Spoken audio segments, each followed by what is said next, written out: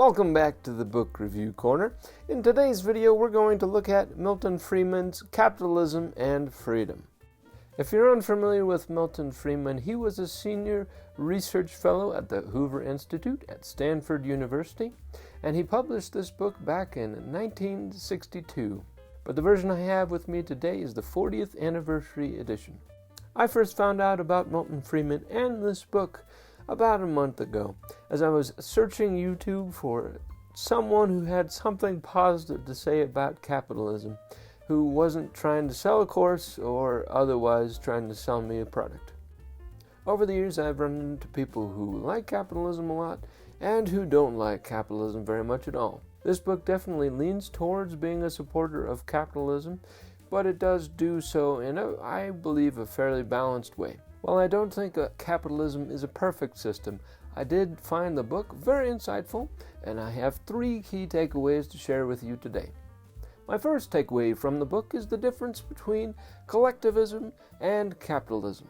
Collectivism is a term that Milton Friedman used to sort of bundle up a few different governing philosophies, such as authoritarianism, socialism, democratic socialism, and communism. But for the purpose of this review, we'll stick mostly with socialism and democratic socialism. Milton Friedman argued that there were really 2 large schools of thought on how to run a country. And in his mind, running a country with capitalism was a far better alternative to running a country with socialism. But we'll address a lot of that later. Right now, I just want to distinguish what democratic socialism is versus capitalism. So I first heard the term democratic socialism through the presidential election. What I didn't know at the time, and what I found interesting in this book, is that this idea has been actually around for more than 60 years. And at least according to Milton Friedman, the idea of democratic socialism is a bit paradoxical. Let me explain how by using a political election as an example. In a capitalist/free market economy that runs with democratic elections, whether you have 1 party, 2 parties, or a dozen parties, anybody can run so long as they can put up the capital to provide for the marketing and get the word out that they are both running and what their policies and opinions and ideals are.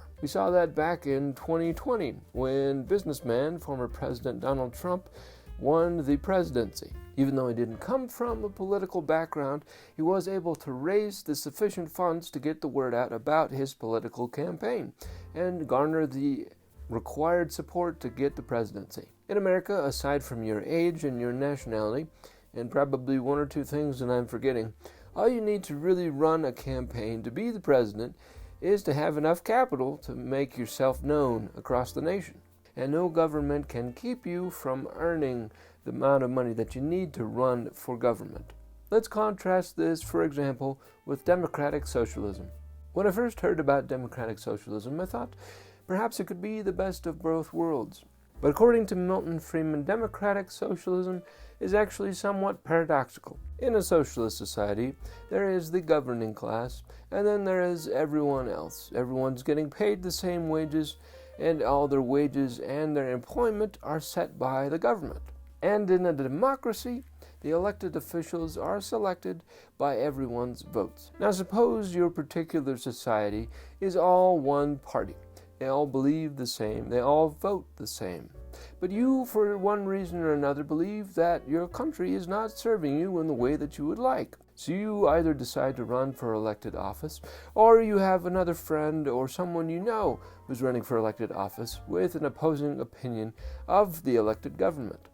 This elected government not only controls how much you make and where you're employed, but it also controls the places that control the marketing. So the government owns all the television networks, it owns all the social media platforms, it owns all the radio platforms. Ultimately, it owns all the print shops. What are the odds that they're going to put your advertisement in the paper, or on the radio, or on the television, or on social media, if they're the ones in control and you're saying something that opposes their reign? And if they do for some reason allow you to, what's stopping them from charging you double the amount that you need to pay for all the advertisements? Moreover, in a socialist country, the ruling class or the governing class has typically a higher earning than the rest of the country. That means, naturally, they will have more of the marketing dollars going towards an election. So while you might be allowed to run for office in a democratic socialism country, you might not win the elected position. The odds are stacked against you in more ways than one. So what naturally happens is that the status quo is maintained, and not a lot of ideas come into office. Contrast this with a capitalist democratic society. You can have all varieties of characters run for elected office, some of which you'll agree with, some of which you won't agree with. But the fact is, there's a great freedom to who can run. Milton Friedman's argument is that the free market is really good at determining things if you give it the opportunity. And opportunities lead me to my second takeaway from the book, which is the difference between monopolies and large, medium, and small-sized businesses. It's funny having read this book after reading John D. Rockefeller's book, because John D. Rockefeller was very in favor of monopolies, and Milton Friedman was very opposed to monopolies. The reason Milton Friedman was opposed to monopolies firstly had to do with the fact that in monopolies there's typically less innovation, and secondly, that the cost of products and services is typically fixed when a monopoly is involved. For this example, I use the idea of a local governing body as well as a free market without a governing body.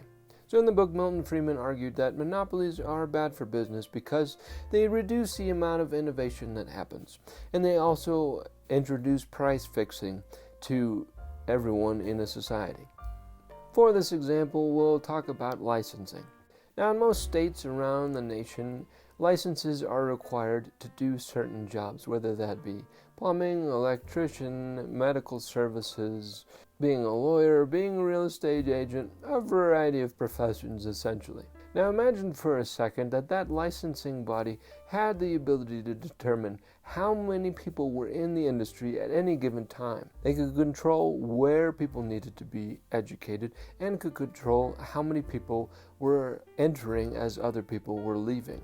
What would happen to goods and services if there weren't enough people to make the goods and services that everyone was looking for? Well, in a capitalist society, that means prices would go up and up until there was sufficient product for the demand, and that meaning the demand is going down while the price of the product is going up until we reach some equilibrium. Now that monopoly has the ability to let more people in, to provide more products and services. That way more people can buy them and the price of those products and services can go down, but it doesn't. And it doesn't have to. When one entity controls the market, it controls how much it costs and how much is distributed. In a free market system that supports moral and ethic business behavior, you will find, at least in Milton Friedman's perspective, he believed that you would find more often more middle-sized businesses. You would still have the huge conglomerates, and you would still have the mom and pop shops, but there would be this middle segment of teams of people that would be a lot more prosperous in the industry. Whether the industry is in oil, sales, electrical work, plumbing, the result is the same. Having a monopoly means that you'll wind up with a poor and a rich class and not much in between. For my final takeaway from the book, I want to talk about government dependence versus self-reliance. One of the arguments Milton Friedman had in the book is that as the public sector grows, the private sector shrinks. One of the reasons for this is as the government grows, typically it's able to convince everyone that we need it more than we did yesterday or the last year or 10 years ago. The government loves our dependence on it. And we can see that pretty apparently in Social Security. Milton Friedman said when Social Security was initially getting going, there was some concern about the beneficiaries of the program. It didn't matter how hard you worked or didn't work, you were all paid the same wage. And for the initial beneficiaries of the program, they entered right at the end of their working career and really didn't have to pay any taxes in order to fund the program. But the youngest entrants into the program had to pay from their very beginning of their work life. They would ultimately receive the same benefits at the same age as their predecessors, even though they had put more money towards the program. Moreover, Milton Friedman believed that this program was not self-sufficient and that eventually the funds would run out. But what I found most interesting was his analysis of how people behaved following the Social Security and rather providing for the elderly program. Back during the Great Depression, there were a lot of people out of work, a lot of people elderly who were out of work. But back in the day, the elderly would expect their descendants to help care for them in their old age.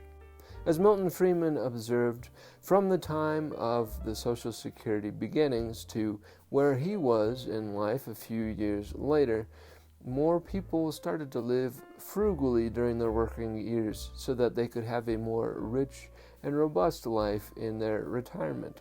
These were not the tenets of the past, but now they were becoming real core beliefs people held, that they should be living it up in retirement.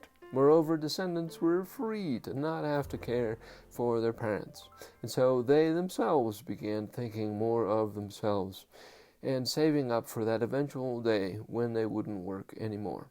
The reality of this has only increased in the 60 years since Milton Friedman wrote this book. But it's interesting to recognize its origin, and that it really sprouted out of a shift towards government dependence over self-reliance. Knowing all these things, capitalism is not a perfect system.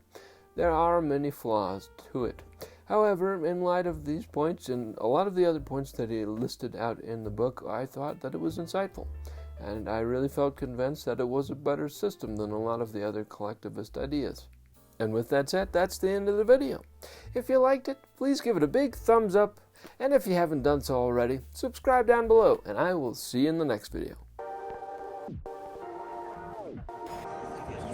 Totally.